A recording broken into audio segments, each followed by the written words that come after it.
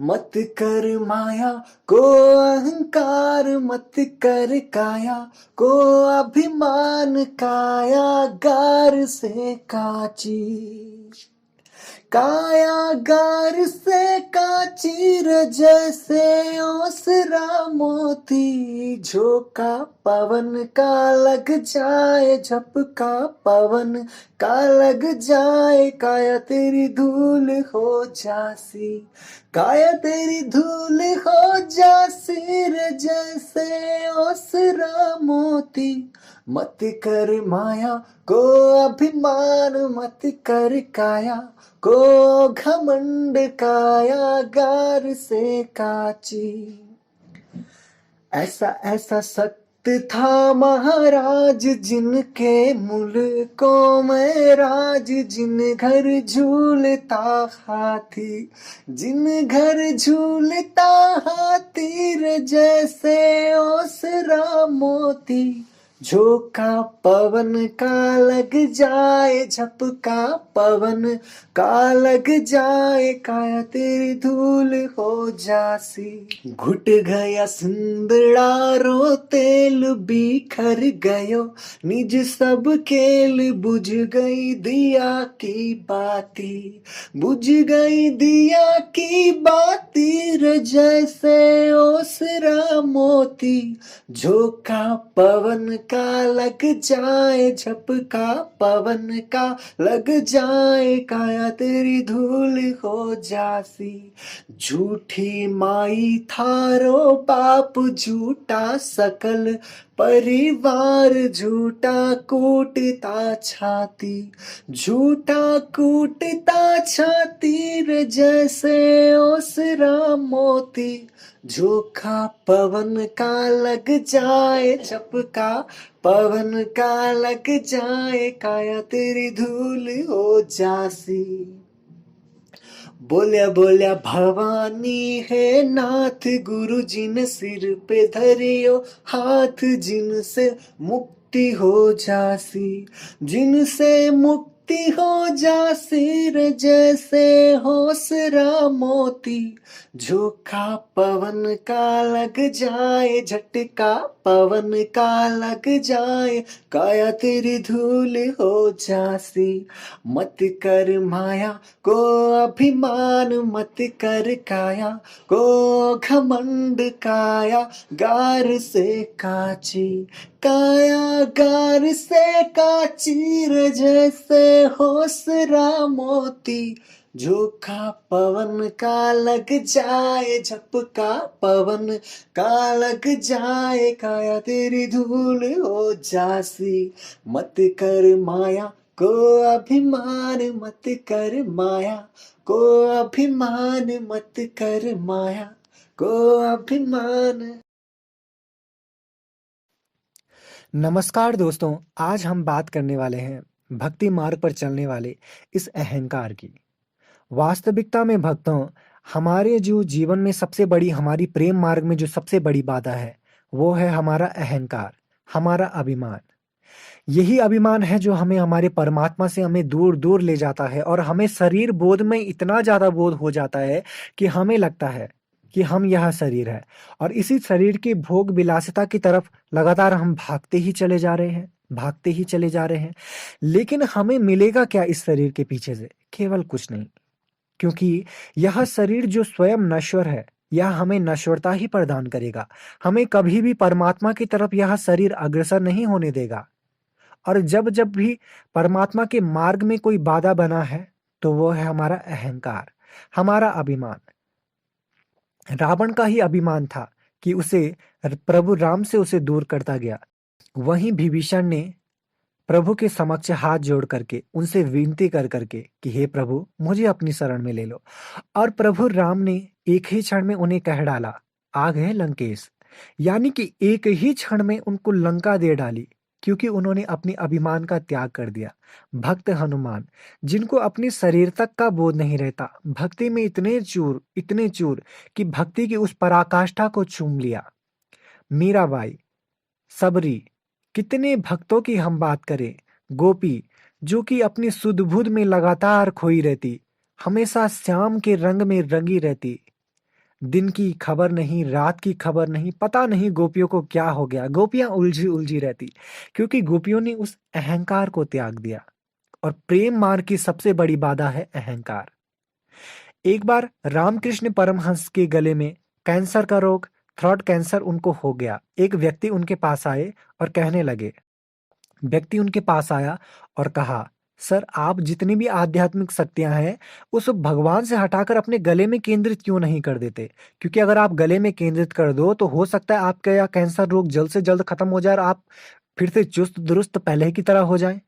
रामकृष्ण परमहंस ने कड़कते स्वर में कहा, इस हार्ड मांस के पुतले के लिए मैं अपने भगवान से, अपने आराध्य के लिए वहां से सारी शक्तियां हटा करके मैं इस हार्ड मांस के पुतले पर लगा दूं? ऐसी बेवकूफी मैं नहीं कर सकता। जो ध्यान मेरा परमात्मा पे लगा हुआ है उसे परमात्मा पे ही रहने दो। देखिए कितनी सुंदर बात कही उन्होंने वहां पे कि हार्ड मांस के इस देह में क्या रखा हुआ है, जो है उस परमात्मा में है, जहां पर हम एकत्व बोध को प्राप्त हो जाते हैं, जहां पर कुछ भी नहीं रहता, ना ही शरीर का भान, ना ही आध्यात्म का, ना ही योग साधना का, केवल और केवल परमात्मा का ही हमें भान रहता है। कितनी सुंदर बात। भक्त के जीवन में भी लगातार ऐसा ही होता है, क्योंकि भक्त जो होता है वो अपने अभिमान से च्युत हो जाता है, अपने अभिमान को त्याग देता है। सुदामा को देख लीजिए, जरा सा भी अभिमान नहीं, थोड़ा सा भी अभिमान नहीं। वहीं अगर हम अन्य की बात करें, जैसे रावण, कंस, इतना अभिमान, शरीर बोध में इतने बंधे हुए कि सारा का सारा श्रेय भक्तों को मिला और इन दुर्जन लोगों के पास केवल खाली होते चले गए। लंका गढ़ सोने का भया, मूर्ख रावण क्या ले गया? याद रख हौसले तो सिकंदर के भी आली थे, दुनिया से जब वो गया तो दोनों हाथ खाली थे। क्या ले गया सिकंदर? इतना भारत पर लूटपाट की, इतने अत्याचार किए, इतने अत्याचार किए, आखिर अंत में भी सिकंदर को यह कहना पड़ा कि जब भी मेरा जनाजा ले जाया जाए मंत्रीगणों, तो दोनों हाथ मेरे उस जनाजे से बाहर निकाल दिए जाए। मंत्री ने पूछा, ऐसा क्यों महाराज? तो सिकंदर ने कहा, ताकि दुनिया वाला यह देख सके कि वो सिकंदर जिसने लोगों पर इतने अत्याचार की, इतने लूटपाट किए, आखिर वो सिकंदर अंत में अपने साथ कुछ भी नहीं ले जा पा रहा। क्यों? यही है जीवन की वास्तविकता। हम इस जीवन के लिए इतनी मेहनत कर रहे, इतनी मेहनत करते, सोचते कि हमने पूरी जिंदगी यहीं रहना है। पर मित्रों, आपको बता दें, यह संसार केवल एक हमें भ्रमण करने के लिए मिला है। जैसा कि एक सेतु, सेतु केवल एक आने जाने का एक साधन है। सेतु पे कोई घर नहीं बनाकर रह जाता। लेकिन हमारी सोच, हमारी मानसिकता कितनी तुच्छ है कि हम इस संसार को ही सत्य मानकर, इस संसार में ही घर, मकान, धन दौलत के पीछे इतने पागल हो चुके, इतने पागल हो चुके कि हमने परमात्मा तक को पछाड़ के पीछे रख दिया। किसको स्थान दिया? केवल धन, दौलत, ऐश्वर्य। लेकिन क्या इस देश की धन उस देश में चलने वाली है? क्या इस लोक की धन उस परम धाम में चलने वाली है? संसार का ही नियम है, एक मुद्रा दूसरे देश में नहीं चल सकती। अगर चलेगी भी तो उसे हमें कन्वर्ट करवाना होगा। इस संसार की मुद्रा उस संसार में कैसे चलेगी? अगर इस संसार की मुद्रा उस संसार में चलेगी तो हमें भक्ति रूपी, उस भक्ति रूपी औषधि को अपनाना होगा, उस राम रतन को प्राप्त करना होगा, जो राम रतन वहां परम धाम में चलेगी। मेरा भाई भी बड़े ही मस्त अंदाज में कहती है, पायु जी मैंने राम रतन धन पायो, वस्तु अमोलक दे मेरे सतगुरु कृपा कर अपनायो, पायु जी मैंने राम रतन धन पायो। और संत कबीर इतने अपने फकीराना अंदाज में इतने चूर हो चुके हैं कि बीथियों में और गलियों में गाने लगे, मन लागो मेरो यार फकीरी में, जो सुख पाया नाम भजन में, जो सुख पाया राम भजन में, सो सुख कहाँ अमीरी में। बहुत ही सुंदर कहा उन्होंने। और वास्तविकता में हम इतने अभिमान में चूर हो चुके, इतने अभिमान में चूर हो चुके कि हमने भगवान को साइड रख करके हमने अपनी भोग विलासिता की जिंदगी के लिए हर एक उपलब्धि प्राप्त करना चाह रहे हैं। लेकिन क्या मिलेगा उस उपलब्धि को प्राप्त करके? कुछ भी नहीं, केवल और केवल शून्य। जब तक हम इस हार्ड मांस की देह के लिए मेहनत लगातार करते रहेंगे, कुछ भी हमें हासिल होने वाला नहीं। आज के समय में व्यक्ति पैसा पैसा पैसा पैसा पैसा, चाहे वो धर्म के क्षेत्र में हो, चाहे वो कर्म के क्षेत्र में हो, हर जगह हर गुरु लोग पैसों की ही लूटपाट कर रहे हैं धर्म के नाम पर। इतने ज्यादा आश्रमों बन चुके, इतनी ज्यादा लूटपाट धन की हो रही है, लेकिन भगवान कहाँ है? भगवान का स्थान कहाँ है? कितने लोग, क्या कबीरदास धरती पर आए तो उन्होंने आश्रमों का निर्माण कर दिया? क्या गुरु नानक देव धरती पर आए तो उन्होंने आश्रमों का निर्माण कर दिया? मीराबाई जैसी अन्य विभूतियां धरती पर आई तो क्या उन्होंने आश्रमों का निर्माण कर दिया? उन्होंने तो भक्ति भाव से उस परमात्मा का खूब प्रचार किया, अपने माध्यम से, अपने इस शरीर के माध्यम से। क्योंकि यह शरीर हमारे पास तभी तक है जब तक हमें सांस मिल रही होगी। जब तक परमात्मा ने हमें सांस दी है तभी तक यह शरीर चल रहा है। और जिस दिन वो परमात्मा अपनी डोर खींच लेगा, उस दिन यह शरीर केवल और केवल जिंदा लाश भी नहीं रह पाएगा, क्योंकि प्राण तो उसमें है ही नहीं। इसमें प्राण छीनने वाला वो परमात्मा, जिसने हमें लगातार यह सांसें दी है कि आप अभी मेरी बात को सुन रहे हैं और मैं इस बात को कह रहा हूं। ये केवल परमात्मा की कृपा है कि आपके पास वो माध्यम है जिस माध्यम से आप सुन पा रहे हैं। मेरे पास वो माध्यम है जिस माध्यम से मैं अब बोल पा रहा हूं। कितनी सुंदर बात है। पर फिर किस बात का अभिमान है हमारे पास? हमें लगता है कि हम इस संसार में यदि अपना अभिमान ना दिखाएं तो हमारे बिना यह संसार अधूरा रह जाएगा। लेकिन यह हमारा सबसे बड़ा भ्रम है। हमें कभी भी इस माया रूपी अभिमान नहीं करना चाहिए, क्योंकि अगर माया रूपी अभिमान करना चाहिए तो माया किस बात की? माया तो स्वयं परमात्मा की ही माया है। तो हम क्यों अभिमान कर रहे हैं? हमारा खेल तो बस तब तक चल रहा है जब तक इस दिए में तेल डाला गया है और इस दिए की बाती जल रही है, सिर्फ तभी तक। आगे जो हमने भजन सुनाया था, उस भजन के माध्यम से तो हम यही कहना चाहेंगे कि आप भी माया का अभिमान मत कीजिए, क्योंकि यह जो आपका जो मानव तन है वो गारे से भी कच्चा है, जैसा ओस की बूंद, उससे भी कच्चा। हवा लगते ही वो ओस की बूंद समाप्त हो जाती है। आपका यह मानव तन भी समाप्त हो जाएगा, एक ना एक दिन तो अवश्य ही होगा।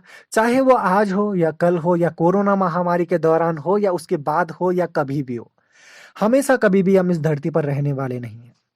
क्योंकि हम इस धरती पर केवल और केवल भ्रमण करने के लिए आए और परमात्मा से वादा किया था गर्भ में, कि जो गर्भ का इकरार था तुम्हें याद हो कि ना याद हो, पिछले जन्म का संवारना, इस जन्म का उद्धार कराना, यह तो केवल और केवल अधिकार आपके हाथ में, क्योंकि कर्म का अधिकार आपके हाथ में है, फल देना परमात्मा के हाथ में। लेकिन आप अपना कर्म पूरा कीजिए उस परमात्मा को पाने का। आप जाइए किसी संत सदगुरु की शरण में जो सामर्थ्य रखता हो दिखाने का। और मैं बड़े गर्व के साथ कहता हूं कि आज के समय पे ऐसे भी गुरु मौजूद है जो जीव, ईश्वर और परमेश्वर, अमरता, मुक्ति को प्रदान करने वाले हैं इस समाज में। वह समाज से भी अन्य ऐसे गुरु हैं जो पाखंड की गर्त में पड़े हुए हैं। आज सबकी श्रद्धाएं लुट रही है इस धर्म के खेल में। सबकी श्रद्धा कैद है उन पाखंडियों की जेल में। धर्म शिक्षक स्वयं धर्म से अनजान बने हुए हैं और लूटने सरेआम को वो बेबस हो चुके हैं, क्योंकि सरेआम लोगों की श्रद्धा लूटी जा रही है। वास्तविकता तो यह है मित्रों कि किसी में भी इतनी क्षमता नहीं है कि कोई हमारी श्रद्धा को लूट सके। हम खुद अपनी श्रद्धा को लुटा रहे हैं। क्या हमारे पास यह धार्मिक शास्त्र ग्रंथ की ओढ़ नहीं है? अगर हम इनकी ओढ़ को लेकर, धार्मिक शास्त्र ग्रंथों की ओढ़ लेकर समाज में चले और गुरु की पहचान करें, क्योंकि बिना गुरु के यह असंभव है कि परमात्मा मिल जाए। अपने आप से भले ही हम कोशिश कर सकते हैं, लेकिन बिना गुरु के यह असंभव है। इसलिए हमें ऐसे गुरु की तलाश करनी होगी। लेकिन गुरु कैसा? कैसे गुरु के पास हमें जाना चाहिए? क्योंकि हमारे शास्त्र ग्रंथों में यह बताया गया कि गुरु ऐसा जो उसी समय हमें परमात्मा से मिला दे, जैसे कि कृष्णम वंदे जगत गुरु। कृष्ण ही संपूर्ण ब्रह्मांड का गुरु है। हमें ऐसे ही गुरु की खोज करनी होगी जो हमें जीव का दर्शन करा दे, शरीर से बाहर निकाल करके उस जीव को दिखा दे, जो हमारे घट के भीतर, हमारी इस भ्रुकुटी के मध्य में ईश्वर का दर्शन करा दे, परम प्रकाश का दर्शन करा दे। अगर हमें ऐसा गुरु मिल जाता है कि जो हमें परमात्मा को दिखा दे, तो ऐसे पूर्ण गुरु के शरण में, ऐसे भगवान कल्कि के शरण में हमें तुरंत चले जाना चाहिए। हमें कभी भी इस बात की देरी नहीं करनी चाहिए। तो मित्रों, मैं यही कहना चाहूंगा इस भजन के माध्यम से, जो मैंने पहले सुनाया था, और अभी मैं यही संदेश देना चाहता हूँ कि आप इस अभिमान को त्याग दीजिए कि मुझसे बड़ा कोई नहीं होगा, या फिर ऐसी जो हमने अलग अलग धारणा बना रखी है कि जिसको आना होगा वो हमारे पास आए। हमें क्यों भगवान के पास जाना? भगवान हमारे पास आए। अगर भगवान को दर्शन देना होगा तो भगवान हमारे पास आए। तो ऐसी बहुत सारी मानसिकता जो हमारी भरी पड़ी है, हमारा जो अभिमान है कि हम गुरु के पास नहीं जाना चाहते। अब आप कहेंगे कि आज के समय पे पाखंडी गुरु, इतने सारे पाखंडी गुरु, किस किस की शरण में हम जाए? वास्तविकता में अगर आपके पास पहचान होगी तो आप पाखंडी गुरु और पूर्ण संत की पहचान अपने उस कसौटी के माध्यम से कर सकते हैं। धार्मिक ग्रंथों की ओर लीजिए। आज से पहले आपने कितनी बार गाड़ी को उलटते पलटते एक्सीडेंट होते हुए देखा है? कितनी बार आपने देखा कि कितनी बसों से लाशें निकल रही है, बस पलट गई। तो क्या आपने बस में बैठना ही छोड़ दिया? नहीं, क्योंकि बस में बैठना आपका मकसद ये है कि आप संसार के उन कर्तव्यों को पूरा कर सके, आप उस मंजिल को पा सके। जब आप संसार के इन कर्तव्यों को बैठने के लिए उस बस में बैठ सकते हैं, करने के लिए आप उस बस में बैठ सकते हैं बिना कुछ डरे हुए। आज से पहले कितनी बार बसें गिर चुकी है। अगर ऐसी बस में गिरने के बावजूद भी आप संसार के काम के लिए उस बस में बैठ रहे हैं, तो परमात्मा के कार्य के लिए आप क्यों संत के पास नहीं जाना चाहते? क्यों आपके पैर पीछे हट जाते? यह तो स्वाभाविक ही है कि इस दुनिया में न जाने कितने पाखंडी है, लेकिन इसका अर्थ यह तो नहीं हुआ कि सारे के सारे ही पाखंडी है। उनमें से कुछ लोग पूर्ण भी होंगे, उनमें से कुछ लोग महान संत भी होंगे। तो हमें ऐसे पूर्ण संत की तलाश करनी है जो जीव ईश्वर व परमेश्वर का दर्शन करा दे। और हम बड़े ही गर्व के साथ कहते हैं कि आज भारत भूमि में, उत्तर भारत भूमि में खासकर ऐसा संत मौजूद है जो जीव ईश्वर व परमेश्वर तीनों को अलग अलग बातचीत सही साक्षात दर्शन कराने का सामर्थ्य रखता है। और हजारों भक्तों ने, सैकड़ों सैकड़ों भक्तों ने दर्शन किया है और उस आनंद को प्राप्त किया है। तो आप भी देरी मत कीजिए, जाइए खोज कीजिए समाज में ऐसे पूर्ण सदगुरु की जो जीव ईश्वर व परमेश्वर तीनों को अलग अलग बातचीत सही साक्षात दर्शन करा सके, क्योंकि वही होगा वर्तमान का कल की भगवान। क्योंकि उसी के ज्ञान में ऐसी क्षमता है कि वो आपके अज्ञान रूपी अंधकार को उस ज्ञान रूपी तल क्योंकि भगवान कृष्ण भी कहते हैं कि हे अर्जुन, ज्ञान के समान पवित्र वस्तु इस संसार में कुछ नहीं है। ज्ञान ही एक ऐसी औषधि है जो संपूर्ण का पाप कर्मों को भस्म करके समाज को एक शांति प्रदान कर सकता है, समाज में एक शांतित्व फैला सकता है। तो भगवान कल्कि के ज्ञान में ऐसी सामर्थ्य है कि भगवान कल्कि चाहे तो उस ज्ञान के माध्यम से, जो उनके पास ज्ञान है, वर्तमान में जितना भी ज्ञान किसी ऐसे शिष्य के पास है जो समाज में एक शांति का उदाहरण बन सकता है, तो हमें ऐसे भगवान की खोज करनी ही होगी। हमें बैठना बिल्कुल भी नहीं है, आगे बढ़ता रहना है। क्योंकि भले ही धीरे धीरे सही, लेकिन होगा जरूर। आज नहीं तो कल निश्चित ही होगा। तो फिलहाल हम लेते हैं यहाँ से इजाजत। अगर आपको फिर भी कुछ प्रश्न करने हैं या फिर शंकाओं का समाधान चाहना है कि कहाँ मिलेगा ऐसा संत, कौन है ऐसा संत जो पूर्ण रूप से कसौटी के आधार पर उस परमात्मा से स्वयं तो मिला हुआ हो ही, साथ ही साथ हमें भी मिलाने का सामर्थ्य रखता हो। तो दोस्तों, अगर आपको कुछ कमेंट में कुछ पूछना है या फिर कुछ बताना भी चाहते, अपने प्रश्न रखना चाहते या शंकाओं का समाधान चाहते, तो आप निश्चित रूप से कमेंट बॉक्स में अपने प्रश्न रख सकते हैं। फिलहाल के हम ले लेते इजाजत। तब तक के लिए नमस्कार। जय श्री राम।